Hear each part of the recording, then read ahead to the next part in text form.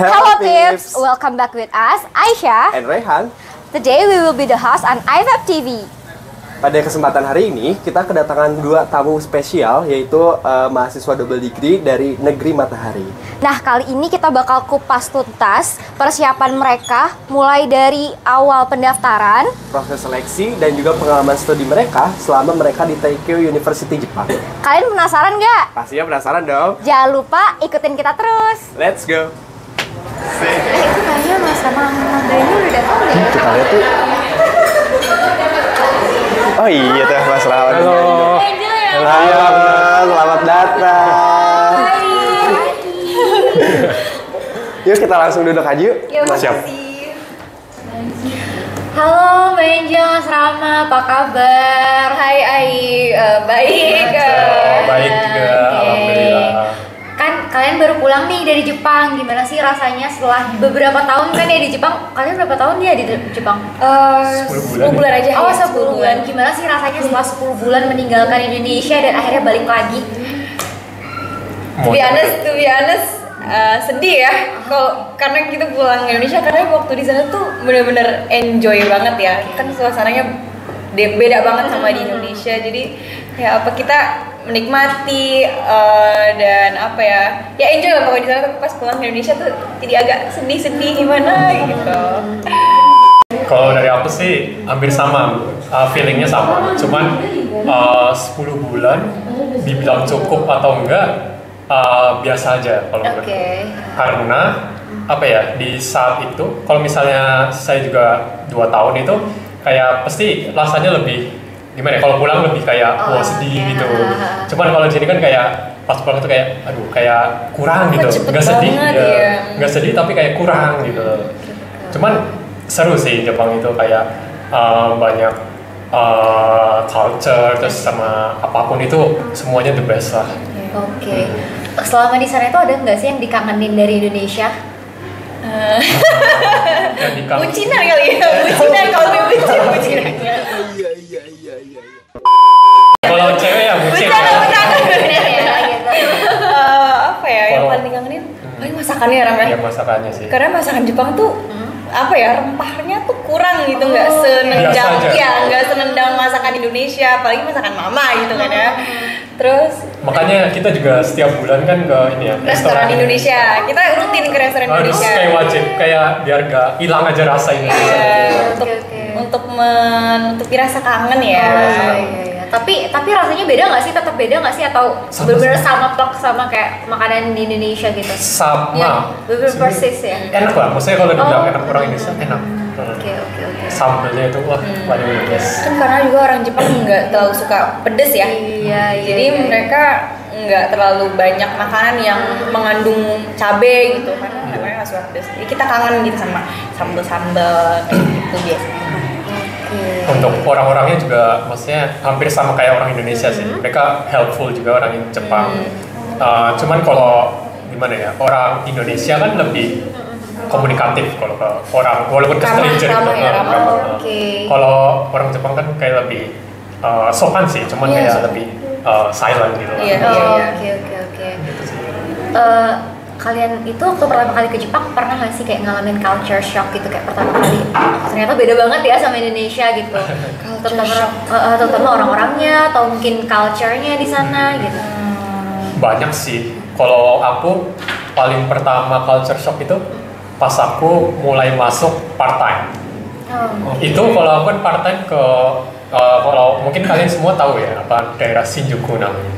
Itu kayak stasiunnya itu emang orang semua besar ya, banget, iya. Rame banget. Kayak orang sibuk semua jalan, semua kayak apa ya?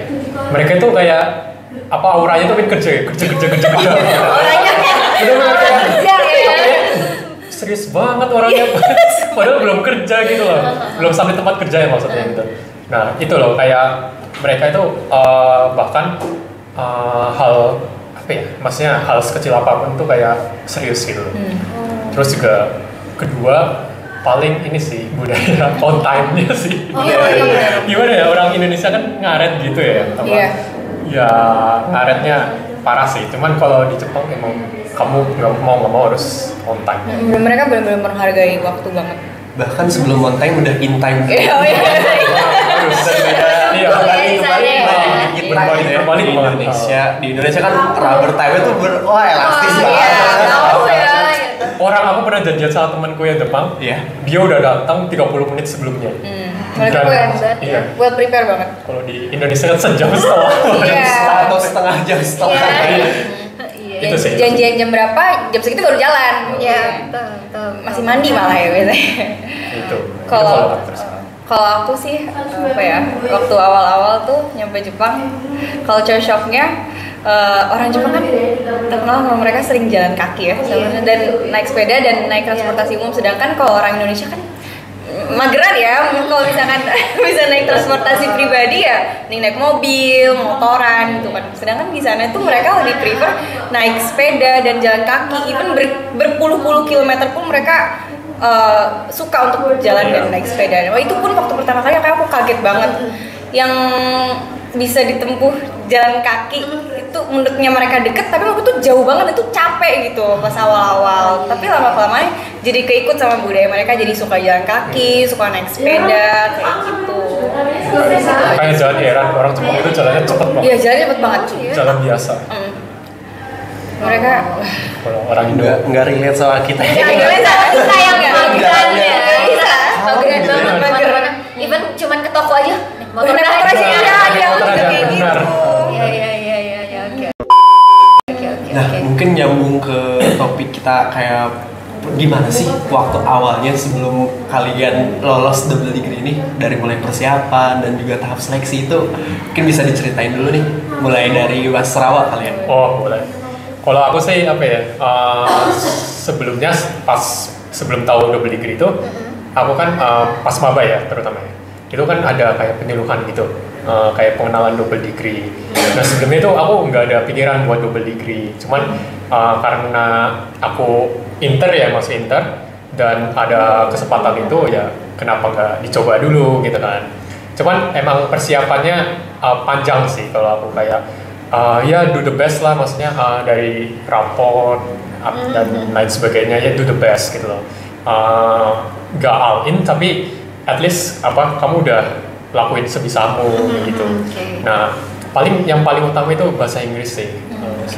Nah kalau sebelumnya itu aku bahasa Inggrisnya tuh sebenarnya nggak bagus sih, bener-bener nggak bagus. Cuman karena ketolong sama ikut debate bahasa Inggris, jadi step by step itu kan selama setahun ya, kayak improve lah bahasa Inggrisnya aku.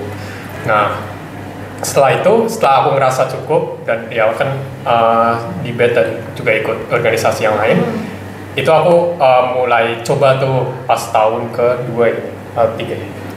Pas kita seleksi ya, itu coba peruntungan ikut double degree program. Nah di itunya di FEB sih apa ya, teknisnya sih mungkin kalian semua masih familiar ya, maksudnya ada interview lah, administrasi dan lain sebagainya, itu masih common lah. Nah tapi kalau di Jepangnya, pas kalian udah lolos seleksi itu di Jepangnya, nah itu yang mulai challenge. Interviewnya lebih kayak orang Jepang itu kayak curious, like kayak ingin tahu banget kita itu apa, kita orangnya apa sih, terus seberapa jauh kita tahu tentang dunia, Indonesia, Jepang dan lain sebagainya, seperti itu sih. Dan sampai keterima, alhamdulillah. Keren ya. Ngomong-ngomong going abroad, motivasi kalian tuh apa sih sebenarnya? Pengen tahu nih. Itu dulu deh. Yang paling penting menurutku supaya bisa dapat international exposure gitu kali ya. Terus kedua juga untuk improve bahasa Inggris aku. Terus kemudian aku seneng belajar hal-hal baru, senang kenal dengan orang-orang baru, dengan budaya baru, dengan environment yang baru. Aku tuh tertarik banget, apalagi sama Jepang juga kan. Jepang juga termasuk negara yang punya budaya yang sangat menarik ya. Iya, Diversity-nya benar-benar ya. Diversity-nya juga benar-benar. Terus apalagi aku juga pengen expand koneksiku dengan orang-orang yang di luar sana, supaya maksudnya punya global knowledge gitu loh istilahnya. Paling itu sih alasanku untuk study abroad. Kalau aku sih agak lucu sih sebenarnya. Kan dulu sebelum aku masuk Unsur itu tujuanku itu pengen masuk HI. Ini sebagai redemptionnya aku aja sih, maksudnya ikut program double degree ini sebagai redemption aja. Kayak aku pengen balas dendam kalau aku pengen karena aku gak keterima HI, aku at least bisa ke luar negeri lah. Gimana pun caranya, entah double degree atau student exchange apapun itu I will take it gitu. Nah, Oke, jadi ngomong-ngomong tentang Teikyo dan double degree nih, kira-kira untuk double degree ke Teikyo University, apakah itu scholarship, full scholarship, atau self-funded nih, Mbak Angel dan Mas Rama? Jadi program double degree dari Teikyo ini benar-benar full scholarship. Jadi kita ke sana cuma bawa diri, bawa baju, bawa barang-barang yang bakal ke sana. Dari tiket pesawat, dari biaya hidup, tuition fee, semuanya itu udah ditanggung sama Teikyo University. Dan sama tempat tinggal pun kita di sana disediakan dormitory, dan itu fasilitasnya benar-benar mantap. Benar-benar bagus banget, kita nyaman banget di sana. Dan itu semua ditanggung sama Teikyo University. Benar-benar dari tahun pertama sampai kita lulus, benar-benar udah ditanggung ya, udah di-provide sama Teikyo. Wow. Betul. Jadi kita cuma tinggal belajar dengan tenang ya. Iya, sangat nyaman ya. Nggak perlu mikirin ya kehidupan di sana, benar-benar. Oke. Wow, keren ya. Kalian tuh selain belajar dan mengerjakan tugas, itu kan karena kewajiban primer ya.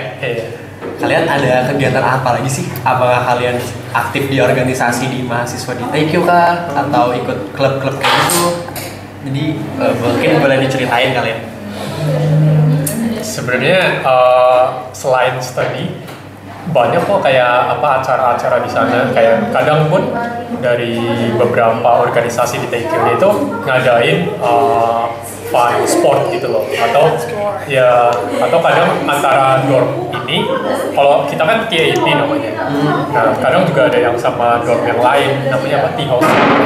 Nah itu kadang juga ngajak main kayak program mengeratkan silaturahmi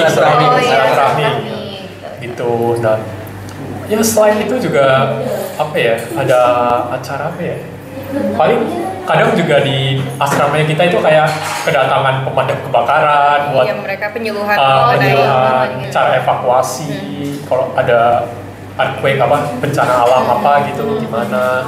Pokoknya banyak sekali di sana. Senang banget ya di sana ya. Oke, tidak terasa kita sampai di penghujung acara kali ini. Oke, nggak terasa kita udah sampai di ujung obrolan kita hari ini. Kita berterima kasih sekali kepada Mas Rama dan juga Mbak Angel sebagai narasumber mahasiswa double degree dari negeri terbitnya matahari.